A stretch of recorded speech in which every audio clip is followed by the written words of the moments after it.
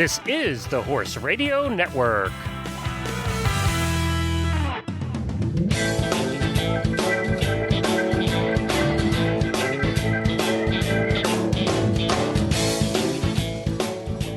Hi everyone, Glenn the Geek here with the Horse Radio Network, and you're listening to episode 3 of the HRN Auditor Roundtable, the show where we get a few of our HRN auditors together to talk about horses and life. We are putting this episode out on the Stable Scoop radio show feed for all to hear. It's kind of like eavesdropping on the tack room conversation when they don't know you're listening. I am here as the facilitator. We'll ask the questions and sit back and relax like the rest of you and listen in. What is an auditor? Well, an auditor is somebody who has seen value in the Horse Radio Network and has headed over to horseradionetwork.com, clicked on the auditor banner in the middle of the page, and really donates about $1 or more a month to the cause to keep the Horse Radio Network afloat. And also 50% of that money gets divided up amongst the hosts who make large sums of money in podcasting, let me tell you. I was being very, very sarcastic there. As they'll all tell you.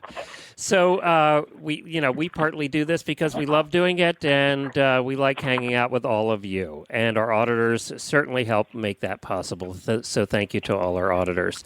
We're going to meet 3 auditors tonight who are going to have a conversation, and we have diverse backgrounds here, and I like this, and we also have diverse locations.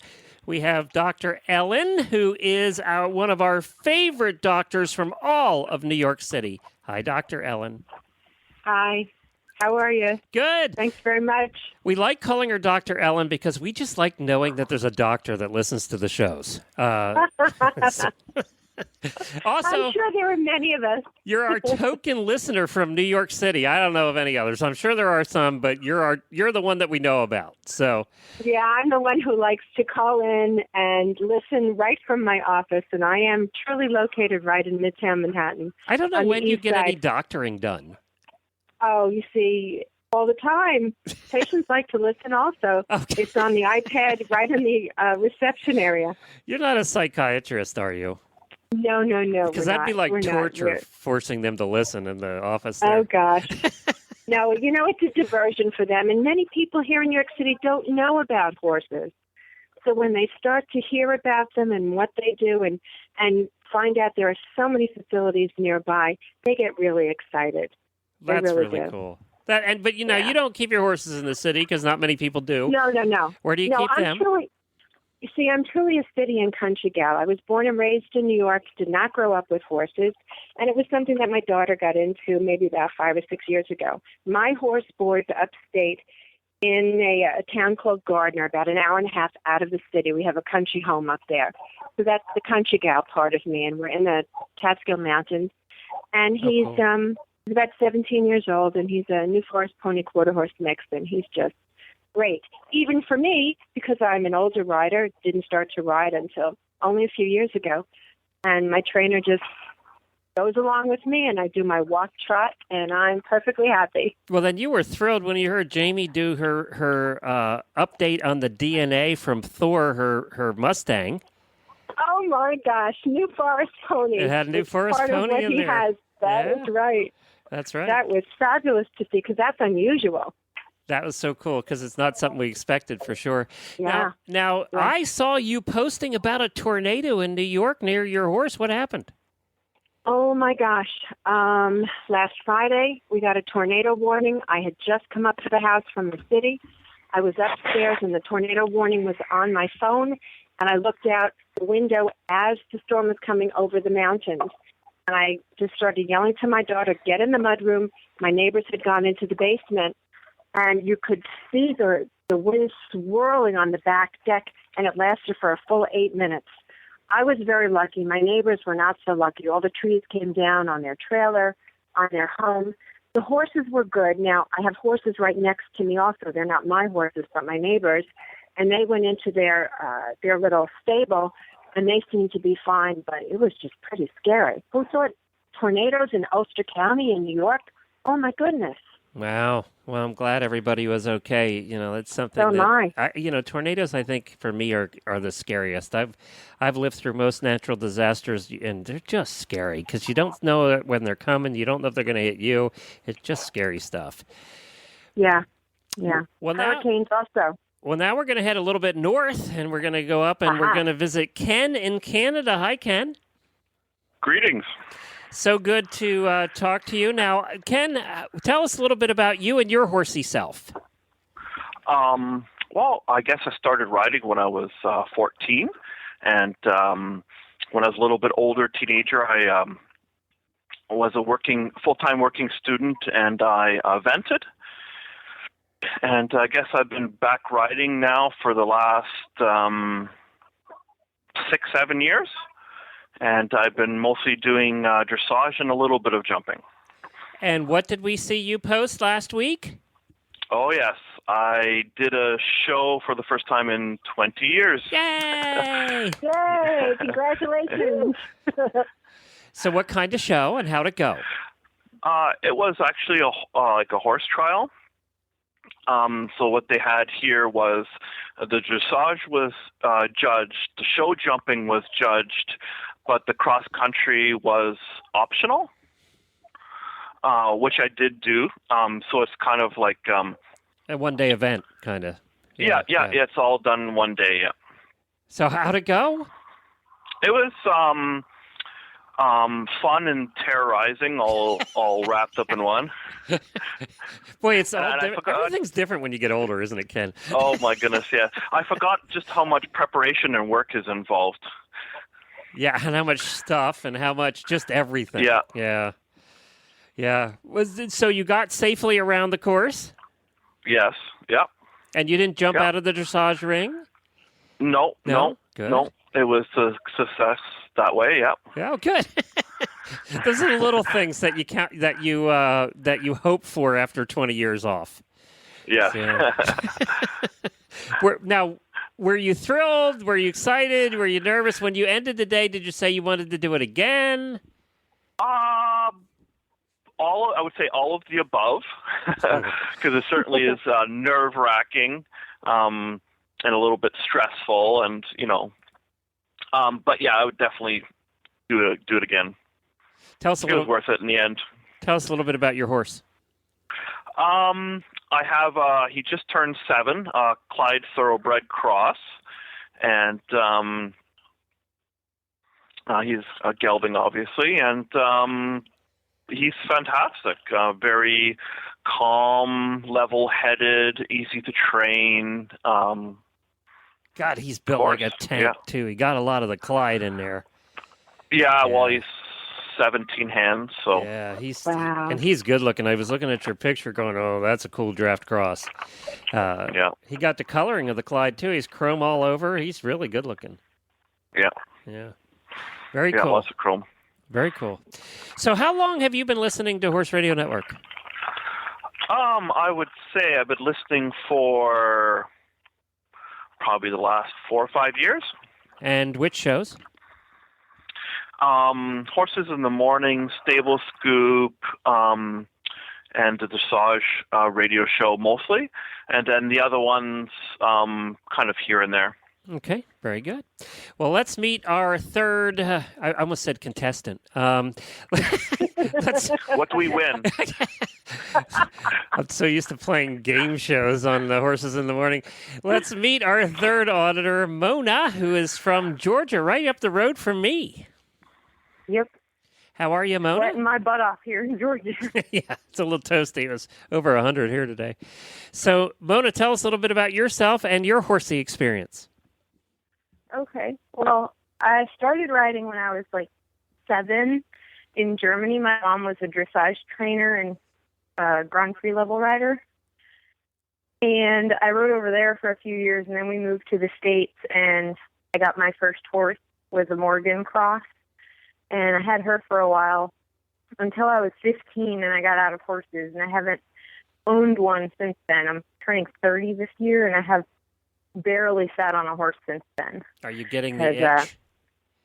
Well, I have been for a few years. It kind of doesn't leave you, you know? Yeah. As much as you want to leave it behind and pretend it didn't happen, because we had kind of a traumatic experience with the horses.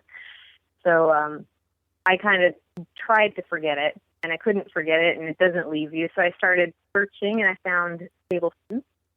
And Stable Scoop kind of gave me the nerve to go and try it again, sign up for lessons. Oh, good. That's terrific. That's good to hear. And I know you listen to a number of the shows, right? Yeah, I listen to the Stable Scoop and Horses in the Morning and the Eventing Radio Show, especially in April, and the Dressage Radio Show, and sometimes the Driving Show. And I used to listen to the Western Show. You know, we have a lot of listeners who don't have horses, and they get their horsey fix through the Horse Radio Network, and that thrills me as much as the people who do have horses, because that we can provide that little bit of an outlet when we've all had times in our life when we haven't had a horse. So, you know, at least it's an outlet for that. So that's cool. Yeah, it's nothing worse than being a horse girl without a horse. Yep. That goes for boys, too. Well, let's do this. Let's get started with some of the things that you guys wanted to talk about. And one of those things was, I know, Mona, that you wanted to chat a little bit about not having a horse. And what was that about? What do you want to chat about there? Well, I find it hard in my life. I mean, I'm a stay-at-home mom, so you would think I had a lot of time on my hands. But I don't. I have 3 kids, and my husband's a firefighter, so when he's off work, we try to do stuff together. And I just find it really hard to find time and money and energy to go to the barn. Because, I mean, we don't have the property to keep horses, and we don't have the finances to buy a horse right now. So I was just wondering if anyone else dealt with that, trying to find time and money to just actually be horsey beyond, getting magazines in the mail. I think one option would be to lease a horse, because I know, at least around here, there are a lot of horses that are available to lease or to partboard even, because a lot of owners don't have time. They own the horse. That would certainly be a viable option. Sure. Also here in New York City, what happens is people don't realize that there are horses and different stables around. And when we were looking, we didn't know the first thing about it. And we started just looking around locally. We went to, we have a New York State Horse Council here in New York who tells you all the different facilities that are around. And you just go there and you take a pony ride or a lesson with the kids. There's a camp here in Manhattan for kids too. And that's actually just donations. So you just have to look around in your area to see if there are options. And start with pony rides with the kids or just grooming. Kind of ease your way back in, I guess. Well, I think, there's a lot. You're not the only one. There's a lot of, especially females out there, moms out there who do take time off. They get out of horses for a period of time for whatever reason, and at about the age of 40 is when we see them start coming back in. Our listener base, a majority of them are that group between 40 and 55 years old, and 95% female. Ken and I are the only males. We still love you. So I wish I had known about this whole horse girl thing when I was a teenager, let me tell you. But yeah, so I think you're not the only one, that's for sure. And, just keep in it as much as you can. And if you can find a barn nearby that you can spend a little bit of time at, even with the kids, Yeah. I think it's a tough time. The age you're at right now with the kids, the age they're at is your toughest time. Especially when you have 3 of them, And I'm sure there's lots of barns who would appreciate even some volunteer help, because there's always lots of work to be done, especially if they have a school or something like that. I'm sure they have lots of horses that need to be groomed and cleaned up and that kind of handling and stuff like that, where the owners don't have the time for all the horses that they have. And that wouldn't cost you anything at all. Yeah, exactly. I mean, I have looked into that. Unfortunately, we also happen to be right near Savannah, which has the College of Art and Design, and they have an equestrian program. So a lot of those students head out in the summer and look for volunteer opportunities. Sure. So there is a competition. Yeah. Usually. But don't lose it's faith. Pretty difficult. Somehow you'll work it into your schedule. And before you know it, it takes over your whole life. And then you bring the kids with you, the way Jamie does. We hear they look on the phone all the time, right? Yeah. I don't know if there's anyone in Savannah listening, any barn owners, but having a daycare or a playground handy, that would be good. Ooh. That would take a big barn, I think, to be able to have that. But, they're probably out there, too. I don't know about Georgia, but they're probably out there, too. There might be another mom who could come and join you, and you trade off. I'm watching the kids maybe in the viewing area. I've done that at our barn. When other moms have come in, I've stayed with the kids in the viewing area when the mom has ridden or is with another child. That's a possibility. Maybe something that you could start at a local barn. Yeah. That's a good idea. Dedicate, a short period of time to change in your schedule. Interesting. That's a great idea. I'll Good. do some Googling tonight. There you go. Well, Ken, we're going to change the gears a little bit here. You wanted to talk about one of my favorite topics, and that is how everything for horse people costs double. Yes, it always seems to be that way. It's like regardless what it is, it's at least double the price. God, it's got to be triple or quadruple where Ellen lives. Well, yes, but I do have a theory about that. What I tend to do is I make a list of the things that I need, and then I'll buy them. But I make a wish list, and we have horse auctions up in Ulster County. So you get invited to a local barn, and you have a list of things that you want to buy on your wish list, and you can get them at reduced prices at an auction. And I just went to my first one a couple of weeks ago. It was fun. I got a new dressage saddle pad. I got more buckets. I got a whole bunch of items at a reduced amount, and that was a great thing. Yeah. I don't know if they have that in Canada, but they sure have it here in upstate New York. Yeah, I usually try to go to sales and stuff like that, and some things like fly spray, I always stock up on when it goes on sale. But one thing being a guy, which of course is a very unique problem, is trying to find riding stuff for guys. Is shoes especially, right? Yeah. Tall boots? Oh my goodness. I know. I have been literally looking for months to find a pair of dress tall boots that won't put me in the poorhouse.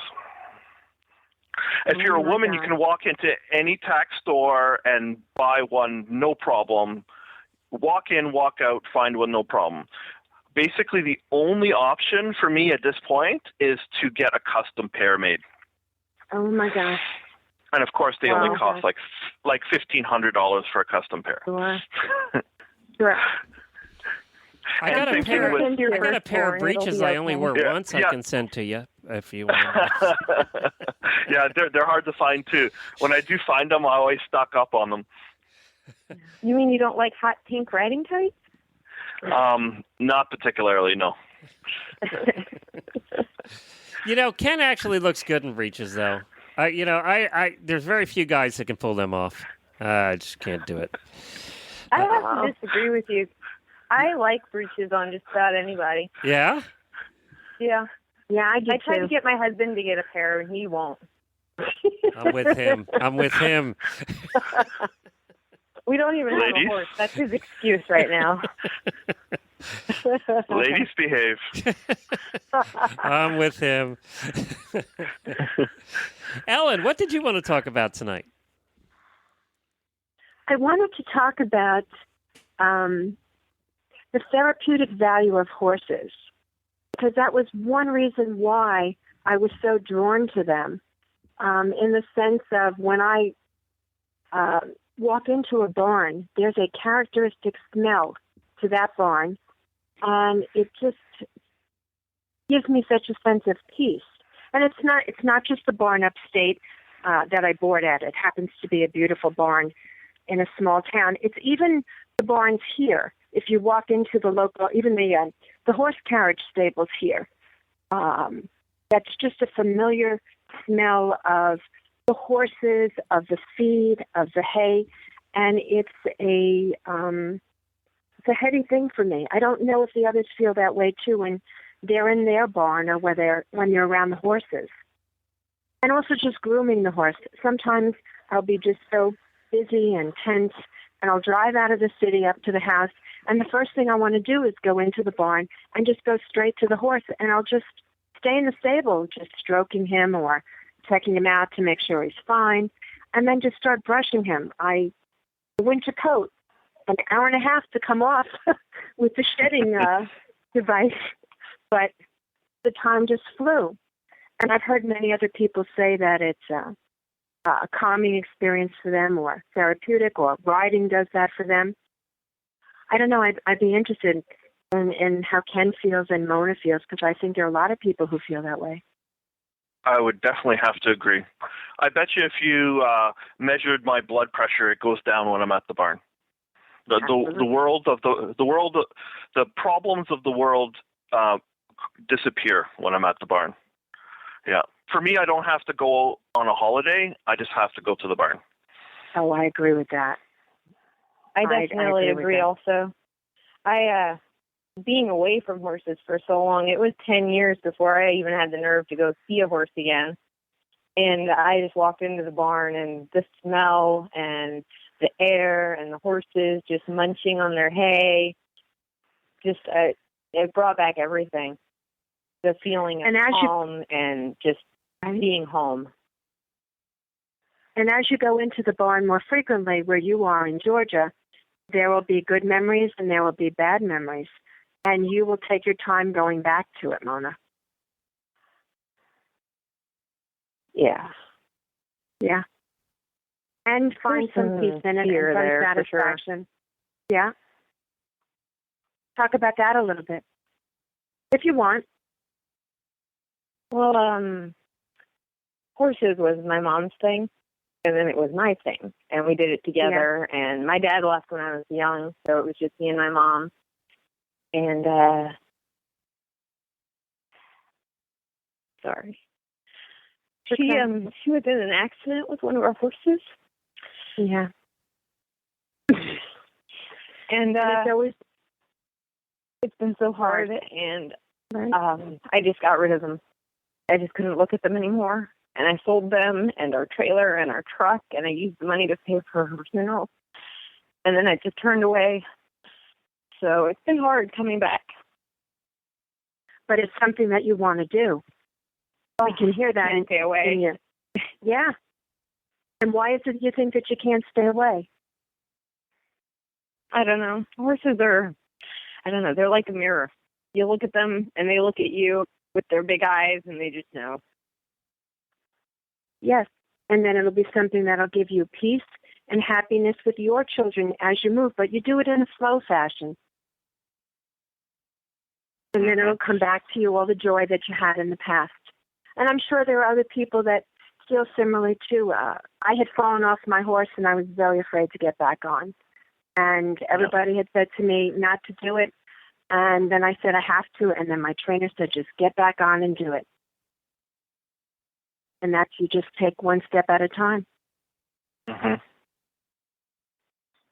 Yeah. And therein lies the beauty of the horses. Yeah. Yeah. Yeah, you have to do it very slowly. Right. It's been sometimes difficult finding the right trainer and the right horse to do it on. You know what? Definitely hard. That's true whether you had the situation you had or not. I mean, that's a tough thing for anybody, is finding the right trainer, and you're going to go through a couple before you come to the right one. And you had let me know about your mom's situation, and you know what? Your mom would want you to get back in the barn, because she was a horse girl, and that's what she would have wanted. She would have wanted the same thing. And I think so too, and it's just one step at a time. Start with going and just grooming horses, being around them, and stay in your comfort zone.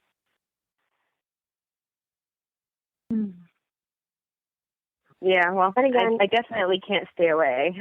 Well, and let's get a bomb-proof one and not one off of Craigslist like we read every Friday, okay? So let's oh, this is so true. So true. let's not go green on green here, Mona. Or get a thoroughbred. I'd like a Mustang like Jamie did. Yeah, exactly. Oh, my We're not goodness. going to Nevada for that. She's very brave. Very brave. But again, But it just sounds moving like forward. that horse. But it sounds like that Mustang is more bomb-proof than just about anything else. It's true. Well, that's what you hear about on the air, though. You don't always hear about what's going on off the air. So I got a little pony this I'd is love to true. send your way on occasion, let me tell you. Your kids would love him when he's not tearing the place apart.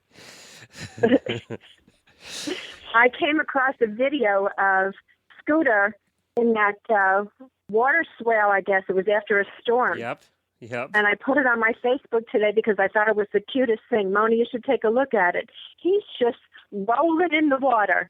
And I just thought it was so funny. Really funny. That video went over 1 million views. Oh, Wow. my God.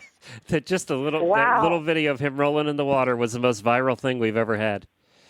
And isn't that why we love them? Yep. And that's why we're drawn to the horses. That is true. That's for sure. Hey, I got a question for you. I asked the last time, and I love asking this question. So now, if you had all the money in the world, you just won the lottery, what breed of horse would you get? What horse would you buy, Ken? Ooh. Oh, that's really hard. So you could buy anything you wanted. Maybe. Well, I absolutely love the horse I have now. If it was another horse, so I'm buying horse number 2, probably maybe like an Andalusian. Well, that's a good That's what I choice. was going to say. That's never a bad choice, right? Yeah. You too, Ellen? You're going Andalusian? Oh, yes. They're just so beautiful. So, so beautiful. Yes, I love my guy, but I just think Andalusians are just so gorgeous to look at, etc. Again, I'm a chronic beginner rider. Walk trot is my thing. Around the arena, out to the back arena, etc. I just can't imagine getting on an Andalusian. That would just be fabulous. Well, you're allowed to own 2, That 2's allowed. It's okay. Not according to my husband. 1, 2, 5. Yeah, the same. Who cares? So, all right, Mona, what breed? I'm a dressage girl, so it'd be an Andalusian or a big form blood of some sort. Ooh. I like the big swinging steps, and it's just like floating. I actually had the pleasure of riding an Andalusian when I first started in 2010. After I got some nerve up from listening to Stable Scoop, I went to a barn near here, and there's this really nice lady who had an Andalusian, and I guess she saw me drooling at him, and she asked me if I wanted to ride him, and I was like, yes, I'll ride him. Oh, my goodness. And she let me ride him for about 30 minutes, and he was a dream. Oh, my. I think it's ironic that you got up enough nerve to ride horses after listening to Stable Scoop and Helena, who's broken more bones than any other host we have. I think I was around when she was with her broken leg. Oh, my God. She's broken her leg, her arm. I mean, I'm surprised anybody rides after listening to Helena. I like listening to her. She's got a great voice, and I don't know. I'd love to meet her today. Get that girl some Velcro. She's a trip. She is a trip. And she is very, her Italianness does not come across as much as it is on the air. She is so Italian, and she's so Italian mama. I mean, she just is I just can't describe it enough.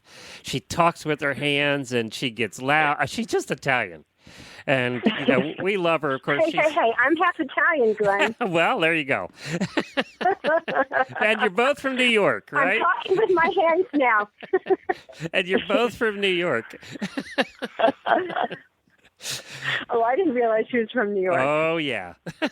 Oh, boy. Oh, yeah. Oh, boy. I try to hide my New York accent, but it's coming through. She has stories of going out on dates when she was a teenager and how, yeah, I don't think her family was connected, but they were one removed from connected, and that she used to go on dates, and there would always be somebody in the corner watching. So it's like, I said, well, you must have felt very safe. Just imagine her at a diner and there's a guy in the background waiting to whack someone with a cannoli. Oh, boy. Okay, I was wondering how everyone deals with the weather changes that we have. I know it's hard to ride in the wintertime and even the summertime when it's very hot. I guess especially up in Canada, huh, Ken? Well, yeah, I mean, our weather is very similar to what you would have in New York State there, but definitely indoor riding arena is required, and a lot of bundling up, and a lot of warming up and cooling down. Especially the cooling down is very important after a good workout and it's cold, and a lot of half sheets and coolers are involved too. Yeah, sometimes we wind up clipping the horses too a certain way. I don't know a lot about that, but certainly the owners and the trainers at my boarding barn know what to do, different types of clipping, and we have different blankets that go on at different times too, which ones are thicker and which ones are thinner, etc. Yeah, and definitely by the time this spring rolls around, the owners and the horses are absolutely ready to get out of the indoor arena. That is very true. The same four walls get a little dull. Mm-hmm. Yeah. I mean, there are some people who do, ride outside in the snow and stuff like that. And I have before, but holy smackers, you got to bundle up for that. But it is really good exercise for the horses, especially deep snow. It's a really good muscle building exercise for them. Wow. See, I didn't even know that. But I do know that sometimes some of the horses require special, I don't know if they're called snowshoes, but the farriers have to put on a special shoe. And some of the horses that board outside all winter. Not all the horses are indoor. Up in our boarding barn, you have both options, rough board outside. And it's not usually the shoe.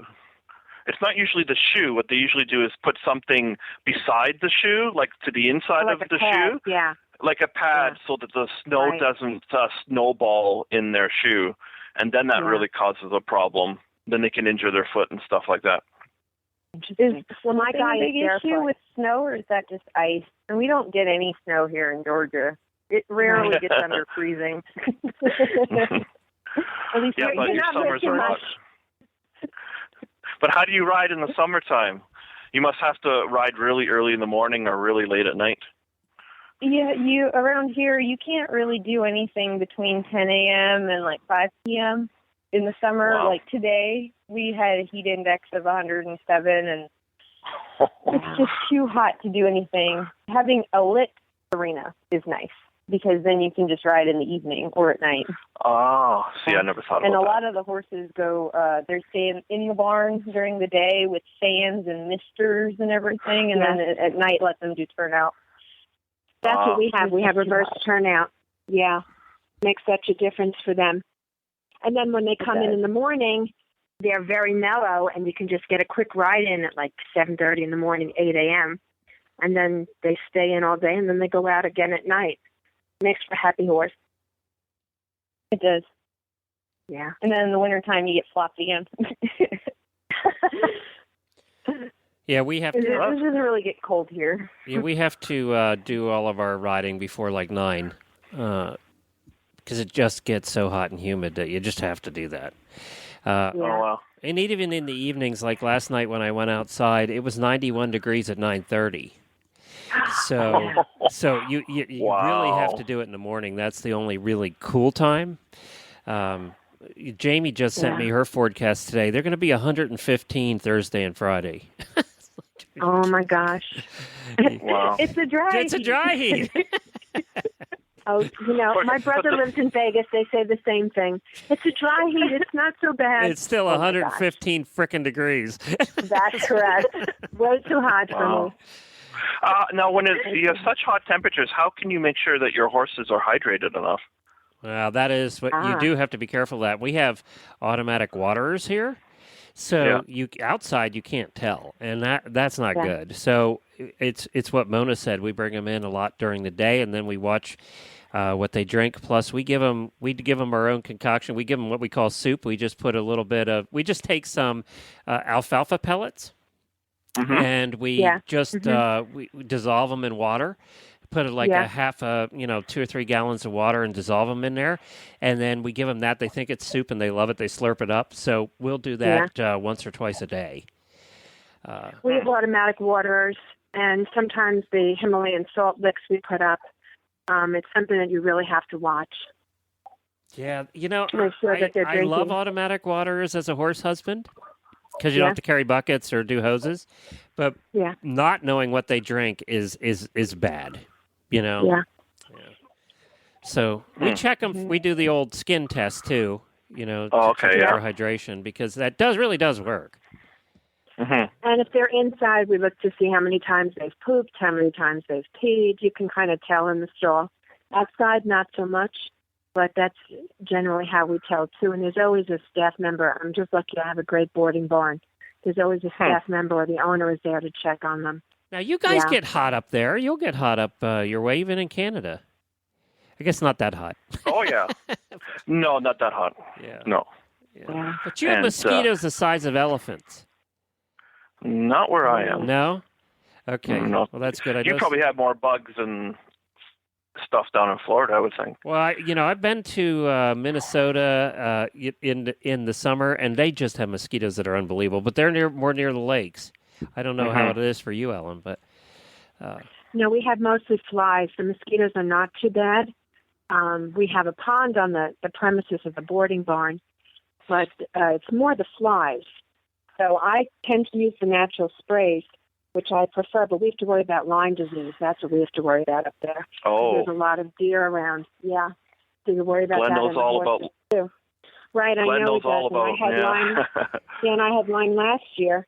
And I just went through a scare with my guy, but he's fine. And you just try and keep them clean and spray them. We might put on a fly sheet or a fly mask. And again, it comes down to vigilance. I mean, the horse is a family member to us. And so it's either me or my daughter checking, or even the stable hands or the owner of the stable. You've just got to pay attention to it. And there are other barns that are co-ops, so you might have a group of owners, like I met a group of 4 gals who take turns doing all these things on all their different horses so that everybody's taken care of, etc.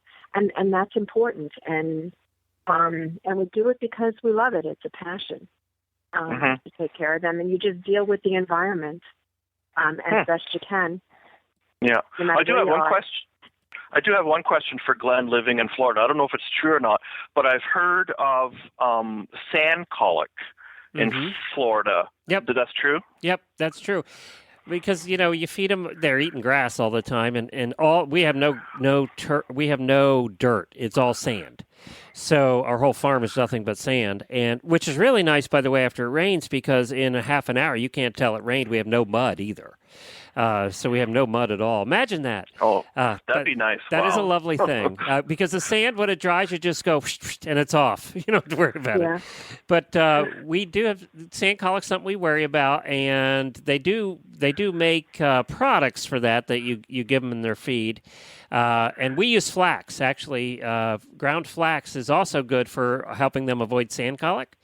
So that's what we use. We use ground flax, and we'll give them a scoop of that once a day. Does that flush the sand out of their system? Yes. Oh, wow. I've never heard of that. And actually, Dr. Ellen might be able to talk to that more than me. But it does keep that flushed out. And actually, the product that they sell, selenium, is also that. That's also what it does. It's similar to the flax, although the flax also does other good things for them. So we use flaxseed in humans, absolutely. And what's it do to the digestion? What's it do? It just helps keep the digestion going? Yeah, it just helps push it through. Okay. Just helps push it through and make sure that peristalsis is maintained. And that with hydration, that's the other key. But I didn't know anything about sand causing that it happened. It's very common down here, actually, for people who aren't doing something like that, because they are ingesting a lot of sand even when they're just eating grass. Sand gets in everything, but I'll still take the sand over the mud. I'll take that. That's messy. I'll take that any day. A little sand in the house is fine with me. Well, we've lost Mona. I think her battery must have died because I can't get her back. So it's a good time to wrap up the show. Thank you guys so much for joining us. And thank you so much for listening to the shows. We really do appreciate it. We appreciate our active listeners, and we wish more of them would do that. If you're out there and you don't communicate with us on Facebook or drop us emails, we love to get them. And we love to hear feedback. I know everybody thinks we just say that, but we really do. Yeah, thank you. It was fun to be on. Thanks very much. Well, thank you. Yes, thank you very much, Glenn. Thank you, Dr. Allen. Ken, I never did ask you what you do for a living up there. I'm an office manager. Okay, for cool. a small company. Do you sneak in listens during work? Yes, and when I'm driving. Cool. You notice how he went right over that in case somebody's listening from work? Yeah. I'll take that out, Ken. Don't worry. No, it's okay. Thank you so much, everybody, for listening. Again. It was fun. Take care. We'll be back again with another one. Awesome. Thanks to all. Thank you very much. Bye, Ken. Cheers. Cheers.